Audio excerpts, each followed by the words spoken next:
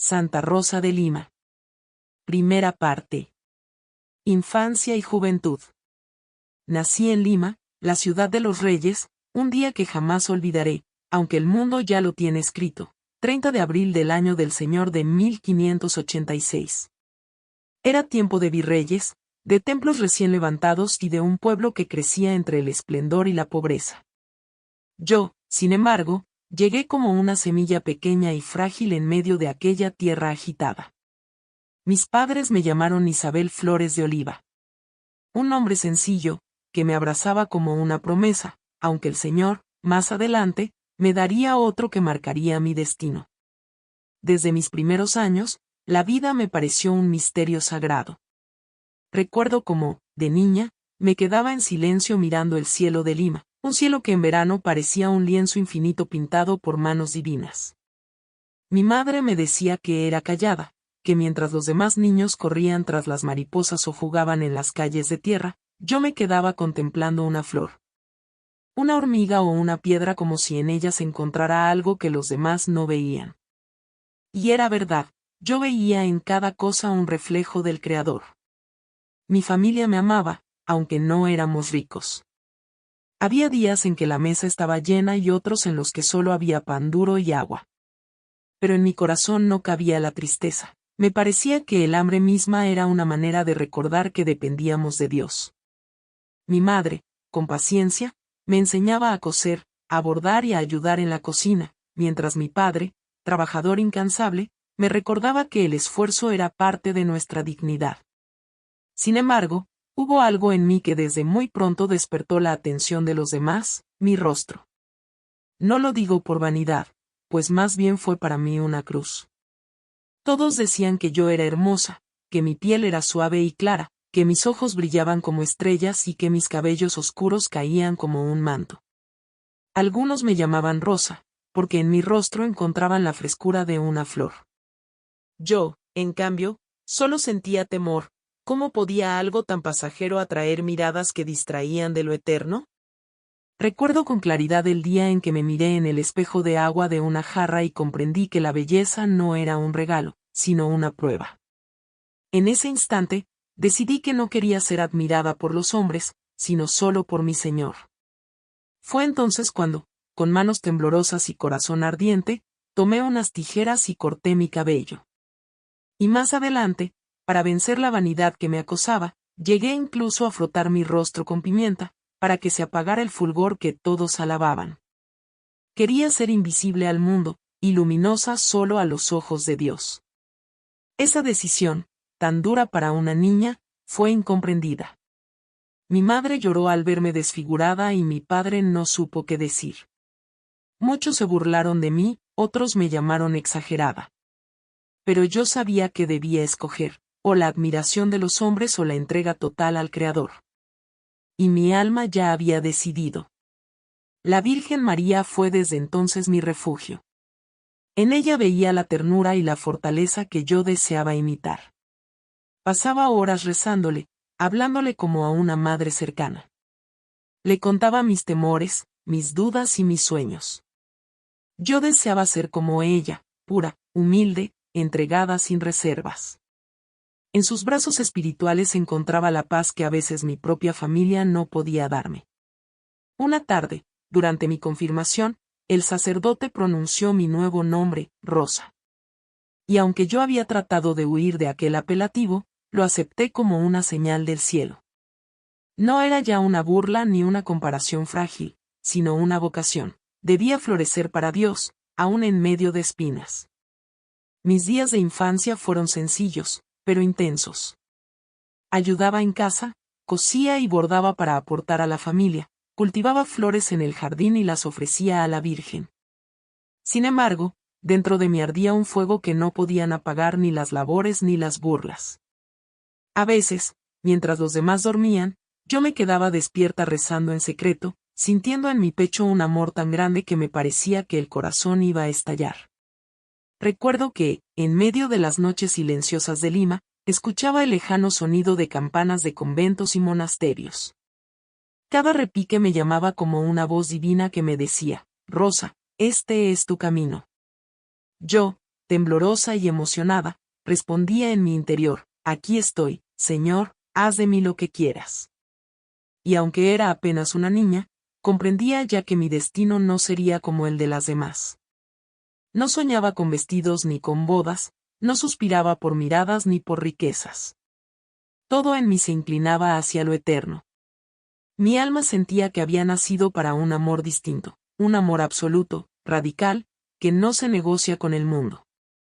A veces, cuando jugaba con mis hermanos, me sentía distinta, como si una voz me recordara constantemente: tú me perteneces.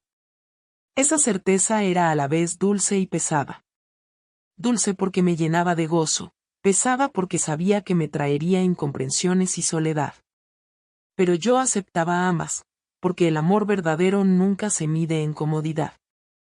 Así fueron mis primeros años, una infancia marcada por la ternura de la familia, pero también por las primeras renuncias, una juventud temprana en la que mi corazón ya había escogido a su esposo eterno.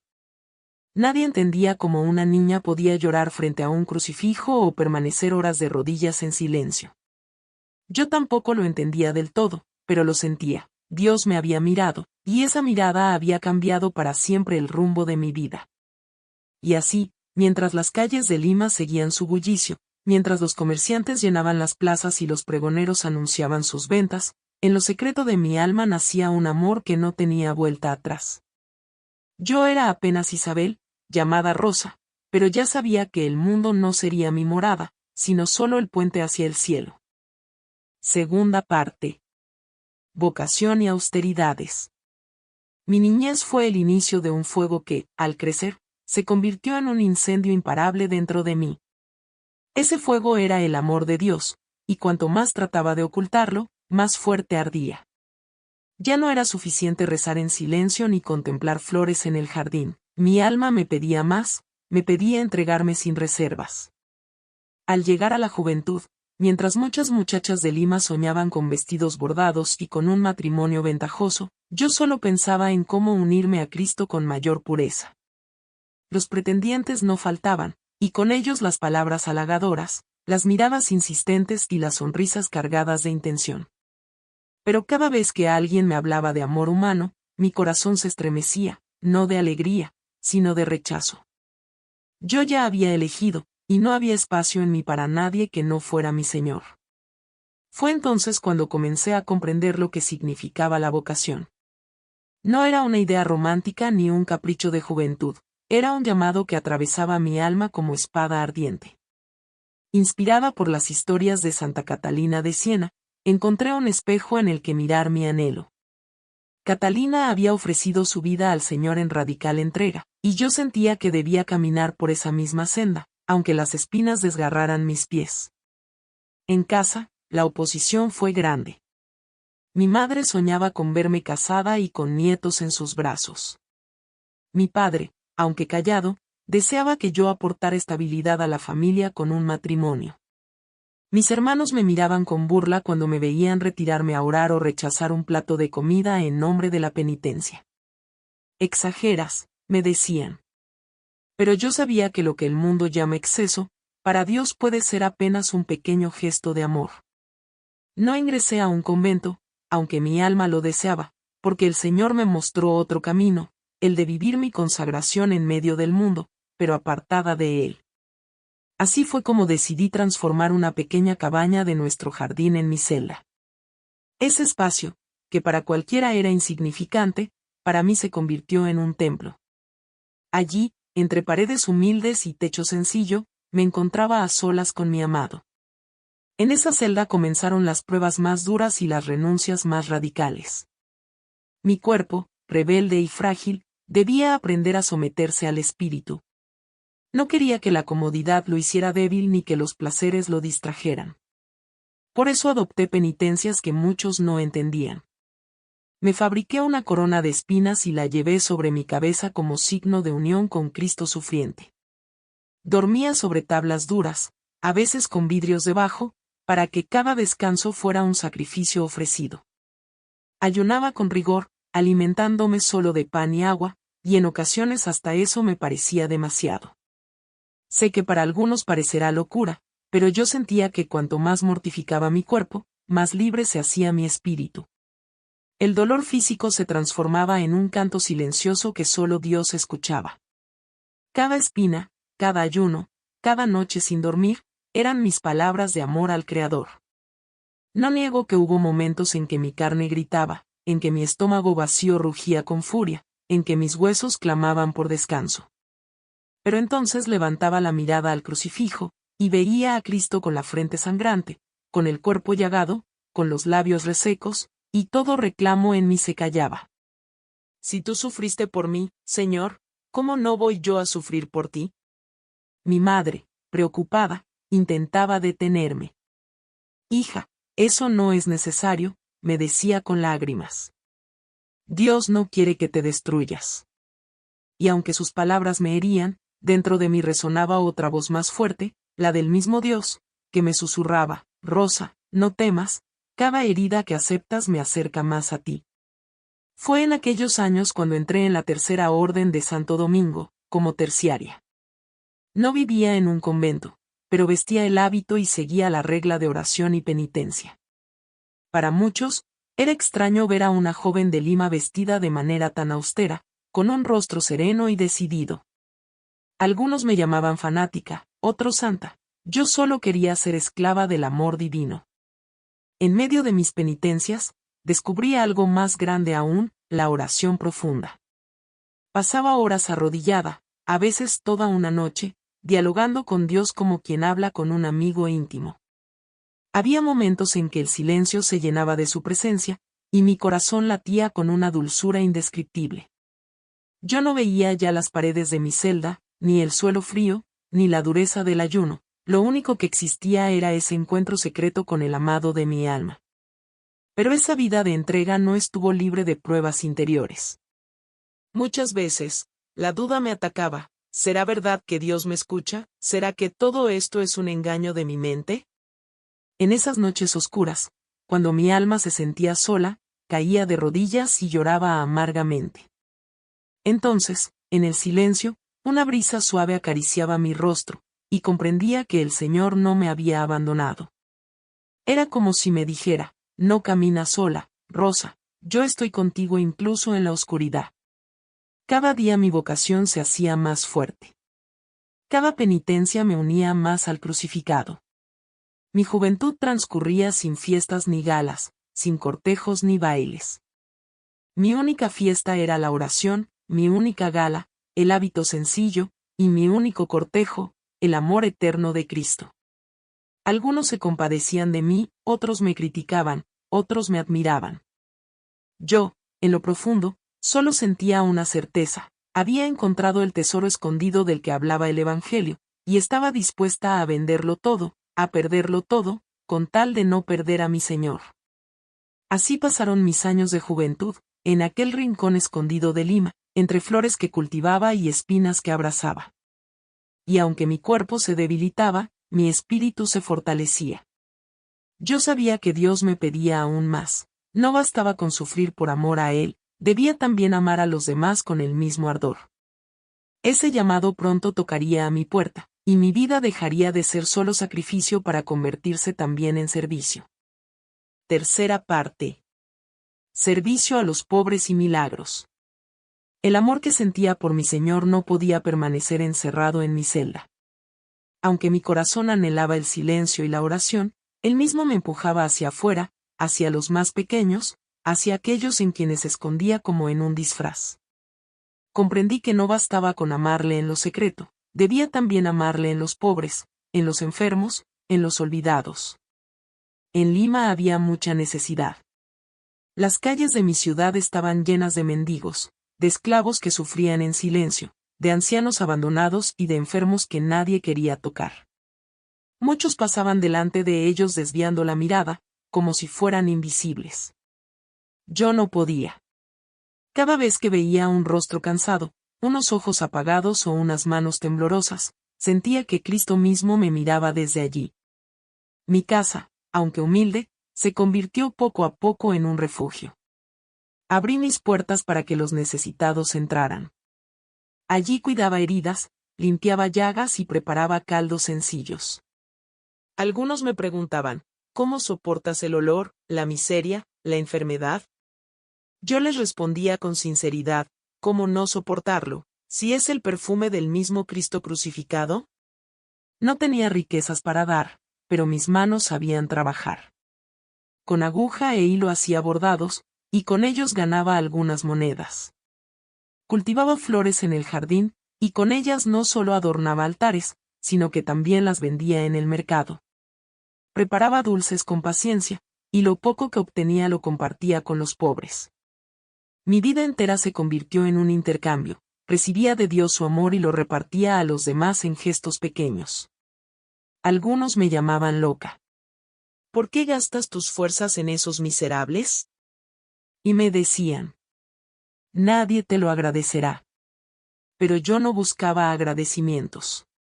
Mi único deseo era que cada enfermo, cada esclavo, cada hambriento, sintiera en mis manos un poco del amor que Cristo había derramado en mi corazón. No faltaron momentos de milagro, aunque yo nunca me atrevía a llamarlos así. Hubo días en que un enfermo, después de orar juntos, recuperó la salud de manera inesperada. Recuerdo a un anciano que llevaba semanas con fiebre, y al tomar su mano y rezar, al día siguiente se levantó con fuerza, alabando a Dios. Yo sabía que no era yo, que era el Señor obrando a través de mi pequeñez. También recuerdo el invierno de un año difícil, cuando el frío era intenso y las flores no debían florecer. Sin embargo, en mi jardín aparecieron rosas frescas, como si la tierra misma obedeciera al amor de Dios.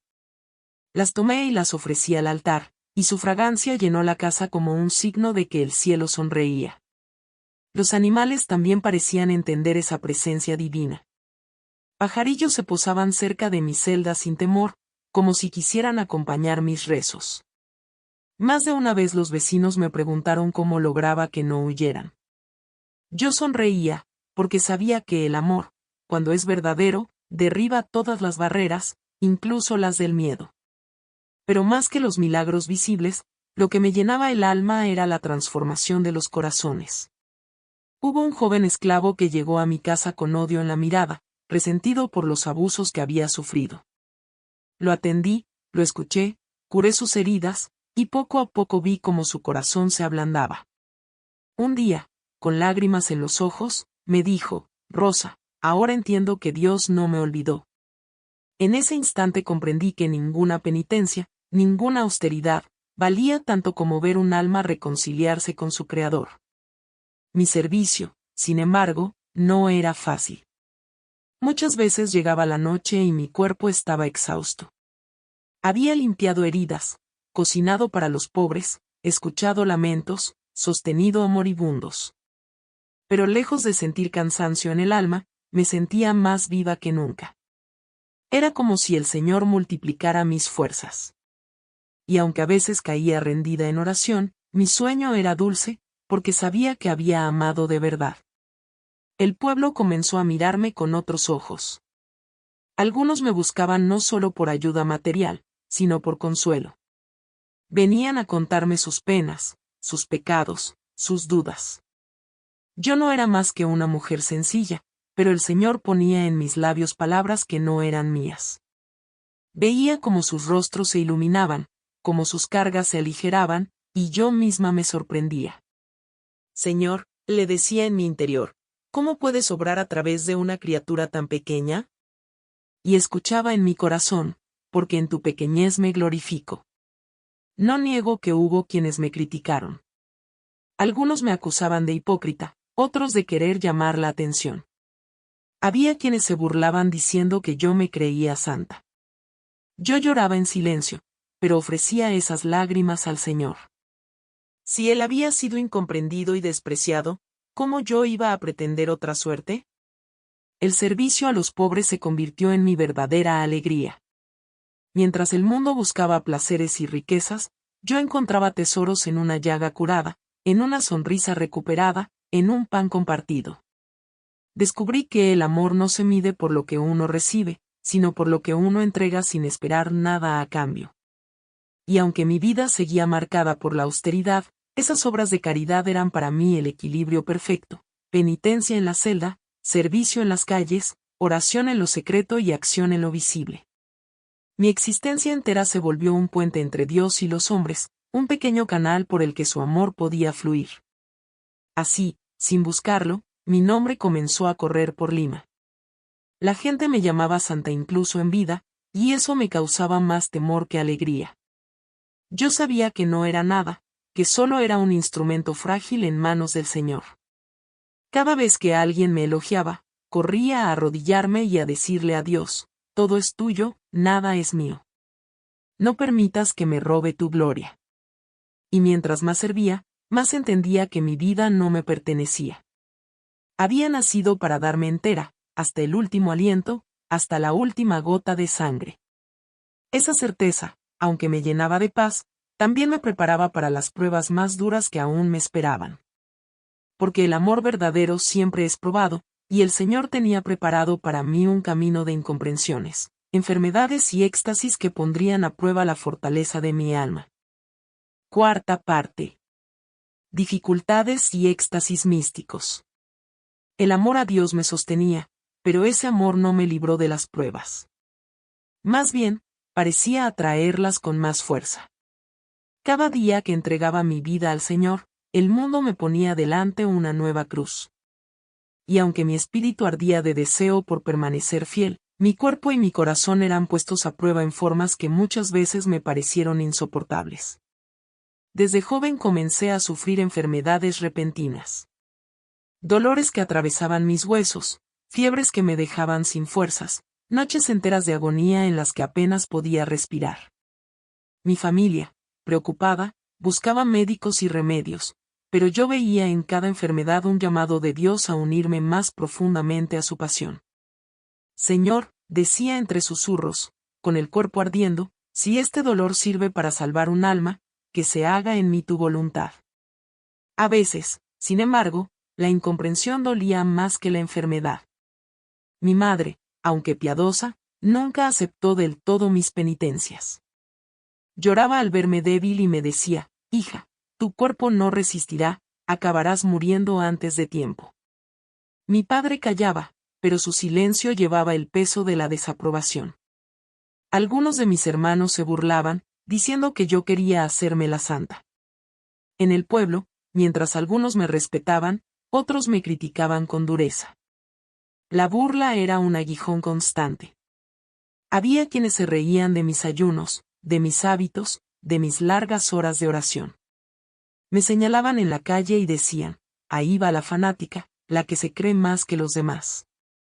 Yo apretaba los labios y guardaba silencio, pero dentro de mí lloraba. No porque me dolieran sus palabras, sino porque temía que, en efecto, hubiera orgullo escondido en mi corazón. En esos momentos de duda y soledad, Dios se manifestaba de maneras sorprendentes. Hubo noches en que, mientras rezaba en mi celda, un fuego extraño me envolvía. Sentía que mi corazón ardía tanto que pensaba que mi pecho se abriría en dos. No era un dolor físico, era un fuego de amor, un abrazo invisible que me hacía llorar de gozo. En otras ocasiones, entraba en un estado de éxtasis tan profundo que el mundo a mi alrededor desaparecía. Veía a mi Señor como si estuviera frente a mí, con sus ojos llenos de ternura y de sufrimiento. Escuchaba su voz llamándome esposa mía y mi alma se derretía como cera ante el fuego. A veces era la Virgen María quien se aparecía, rodeada de una luz tan pura que mis ojos apenas podían soportarlo. Ella me hablaba con dulzura de madre, me animaba a perseverar, me enseñaba a soportar las pruebas con paciencia. En más de una ocasión, mis éxtasis fueron tan intensos que mi cuerpo se elevó del suelo sin que yo lo buscara. Lo sé porque quienes me vieron quedaron sobrecogidos. Algunos lo tomaron como señal de Dios, otros me acusaron de estar poseída. Yo, por mi parte, no quería esos dones, pues temía que me alejaran de la humildad. Solo pedía al Señor: que se haga tu voluntad, pero que yo no me pierda en vanagloria. Recuerdo una visión que marcó mi vida para siempre. Estaba postrada, muy débil, casi sin fuerzas, cuando vi a Cristo cargando la cruz. Sus pasos eran lentos, su cuerpo estaba cubierto de sangre, y su rostro, aunque doliente, me miraba con amor indescriptible. Me tendió la cruz y me dijo, ¿quieres ayudarme a llevarla? Sin pensarlo, respondí, sí, Señor, aunque me aplaste, aunque me mate, quiero llevarla contigo. Desde entonces supe que mi vida no sería otra cosa que cargar con pequeñas cruces por amor a Él. Hubo también visiones de los ángeles, que en momentos de desesperación venían a consolarme. Sus cantos llenaban mi celda de una música celestial que no sé describir con palabras humanas. En esos instantes, toda pena desaparecía y mi alma se llenaba de paz. Pero cuando el éxtasis terminaba, la realidad volvía con sus dolores, sus críticas, sus incomprensiones. Y era ahí donde debía demostrar que el amor no se mide en emociones, sino en la fidelidad del día a día. Mi vida se convirtió en una extraña mezcla de dolor y gozo, de humillación y gloria. Durante el día, enfrentaba enfermedades, burlas, trabajos duros, hambre y cansancio. Durante la oración, me veía arrebatada a un cielo donde todo era luz y amor. Y comprendí que el Señor me preparaba en esas dos dimensiones, me mostraba su gloria para que no desesperara, pero me mantenía en la cruz para que no me enorgulleciera. A veces me preguntaba por qué Dios había escogido a alguien tan frágil, tan débil como yo. Y en una ocasión, durante un momento de silencio profundo, escuché en mi corazón una respuesta clara, porque en tu debilidad se manifiesta mi fuerza. Esa certeza me sostuvo en los momentos más oscuros. Cuando la enfermedad me postraba, cuando la burla me hería, cuando la soledad me rodeaba, recordaba esas palabras y sentía una paz que no venía de mí, sino de lo alto. Los éxtasis, aunque dulces, también fueron causa de dolor. Había quienes los consideraban fingidos, otros decían que eran trampas del demonio. Algunos sacerdotes me interrogaban con dureza, tratando de discernir si eran auténticos. Yo me sometía con obediencia, diciendo siempre, si esto no viene de Dios, que desaparezca, yo solo quiero su voluntad. Y así viví esos años de prueba y de gloria, entre dolores y visiones, entre burlas y consuelos celestiales. No me pertenecía a mí misma, pertenecía enteramente a mi Señor. Cada día me arrancaba un poco más del mundo, y cada día me acercaba un poco más al cielo. Yo sabía que mi vida no sería larga. Lo sentía en mi cuerpo debilitado, en mis fuerzas que poco a poco se agotaban. Pero no me entristecía, cuanto más frágil me volvía, más fuerte era la certeza de que pronto estaría para siempre con aquel a quien había amado sin medida en la tierra. Quinta parte. Muerte y canonización. Mi cuerpo comenzó a rendirse antes de lo esperado. Las enfermedades que habían sido compañeras silenciosas de mi vida se volvieron cada vez más intensas. Cada día me costaba más levantarme, cada respiro era un esfuerzo, cada paso un sacrificio. Yo lo presentía, mi esposo me llamaba, y la hora de nuestra unión definitiva se acercaba. No sentí miedo, aunque sí una profunda tristeza al pensar en quienes amaba. Mi madre lloraba al verme tan débil, mis hermanos me miraban con compasión, los pobres que solían acudir a mi casa se entristecían porque sabían que pronto me iría. Yo los consolaba como podía, diciéndoles que no los dejaba solos, que desde el cielo intercedería por ellos. Las últimas semanas fueron un martirio, pero también una gracia. El dolor se apoderó de mi cuerpo, fiebre, llagas, debilidad extrema. Y sin embargo, en medio de aquel sufrimiento, mi alma estaba en paz. Sentía que cada instante de agonía era una gota más que se unía a la pasión de Cristo, y lo ofrecía por las almas, especialmente por aquellas que no conocían el amor de Dios. Una noche, en medio del dolor, tuve una visión clara. Cristo me extendía sus brazos desde la cruz y me decía con ternura, ven, esposa mía, ya has sufrido conmigo, ahora reposa en mi gloria. Mi corazón latió con fuerza, y comprendí que el momento estaba cerca. El 24 de agosto de 1617, con apenas 31 años, llegó la hora. Recuerdo cómo la habitación se llenó de silencio, de un silencio sagrado. Mis labios pronunciaron una última oración, Jesús, en tus manos encomiendo mi espíritu. Y mientras mi voz se apagaba, sentí que mi alma se desprendía del cuerpo como una llama que asciende hacia el cielo. Ya no había dolor, Ya no había lágrimas, solo una luz inmensa y un amor que me envolvía por completo. Mi partida no fue un secreto. Lima entera se conmovió. El día de mi funeral, las calles se llenaron de personas, ricos y pobres, niños y ancianos, esclavos y nobles. Todos querían despedirse de aquella a quien llamaban, aún en vida, santa. Algunos se disputaban pedazos de mi ropa como si fueran tesoros, no porque valieran oro, sino porque habían sido signo de una vida entregada a Dios. Yo, desde el cielo, miraba con asombro. Nunca busqué fama ni gloria humana, solo quise amar a mi Señor en silencio y servir a mis hermanos en lo oculto. Pero Él, en su infinita misericordia, permitió que mi testimonio tocara muchos corazones. Y así comprendí una vez más que lo que se siembra en secreto, Dios lo hace florecer a la vista de todos.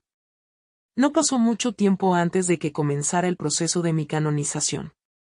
La gente contaba los milagros que habían sucedido durante mi vida y los que continuaban después de mi muerte.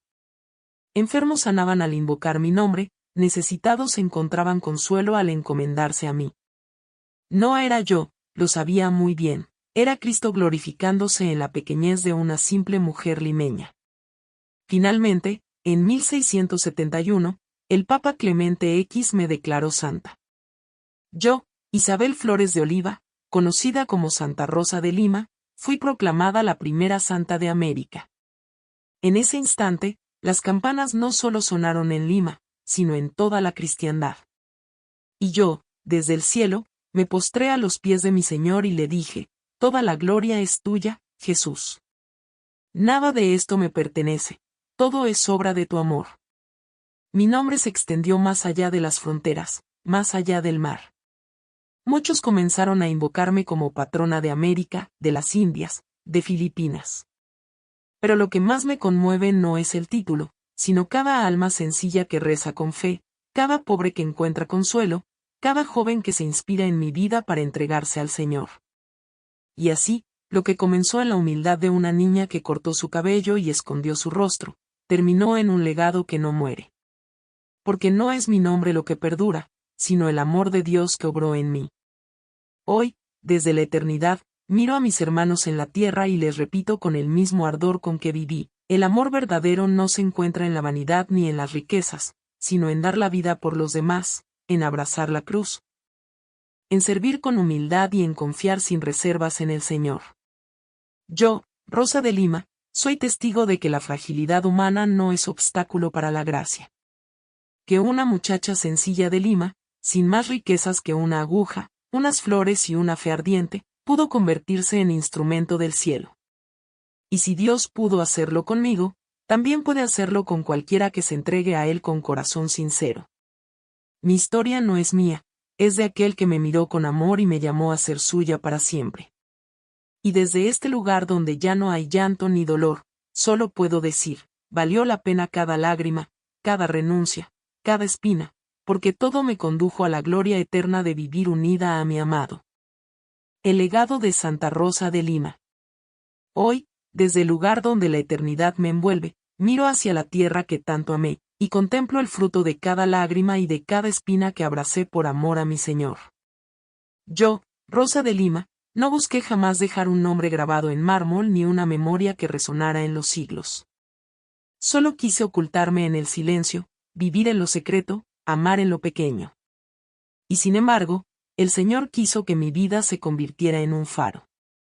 Mi legado no son mis palabras, ni siquiera mis ayunos o penitencias, sino la certeza de que un corazón enamorado de Cristo puede transformar el mundo entero. Fui una mujer común, frágil, pobre, hija de una tierra nueva y lejana a Roma.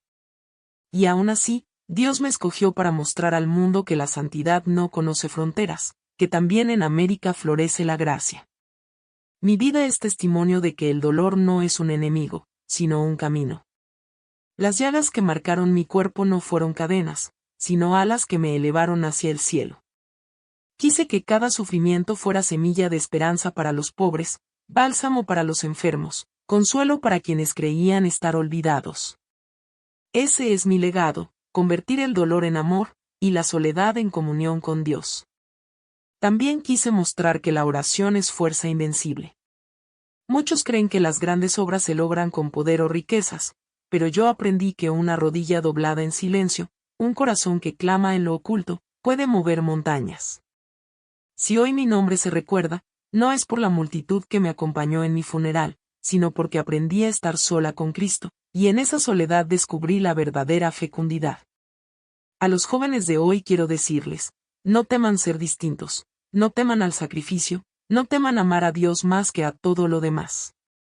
El mundo les ofrecerá espejismos de gloria, pero la verdadera alegría se encuentra en dar la vida, en amar hasta que duela, en abrazar la cruz sin miedo.